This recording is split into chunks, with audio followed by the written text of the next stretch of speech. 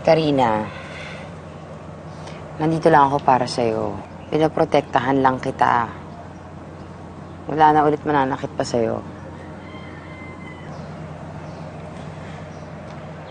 Mami, hindi na naman po kailangan sugurin si Miss O.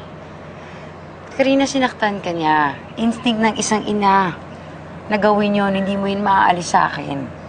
Kaya pwede ba? Huwag ka nalalapit sa babaeng yon. Dahil masama siyang tao.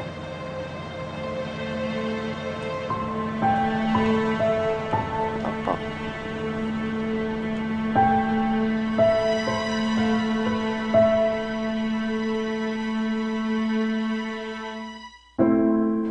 Alam mo, ikaw talaga Mother of the Year lang ang peg mo. Para kang Mother Bear kung protektahan mo ang mga cubs nito. Pero alam mo, hindi ko talaga maisip kung bakit kailangan mong sampalin at sugurin si Olivia. Siyempre, kailangan ko namang pakitang tao kay Karina. Kunyari, may pakialam ako sa kanya bilang malapit ko na makuha yung pera niya, di ba? Tsaka isa pa, matagal ko nang gustong sampalin niya si Olivia. Noong pa lang, nung inagaw niya sa akin si Andrew. Nagawa ko na. Kulang pa nga yan, no? I'm sure naloka siya sa ginawa mo. Talaga lang. At pinagbantahan ko pa siya na wag siyang makakalapit-lapit kay Karina. At least ngayon, hindi na ako mamumroblema kung magkikita niya mag-ina kasi hindi na siya pwede mangyari. Oo nga, no? Alam mo, konting tiis ka na lang. Makukuha mo na rin ang pera mo kay Karina.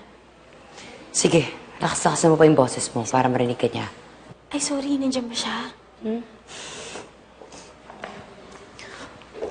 Alam mo, grabe talaga itong nangyari kay Nano, no? Kay Doris. Ang tragic talaga na nangyari sa kanya. Alam mo, sana mahuling gumawa sa kanya nito. Ako, mabuti na rin yun, no? Bilang siya nakakaalam ng sikreto namin. Baka maun siya may pera ko, no? Teka, Loretta. Huwag mo sabihin sa akin may kinalaman ka sa pagkamatay ni Doris, ha?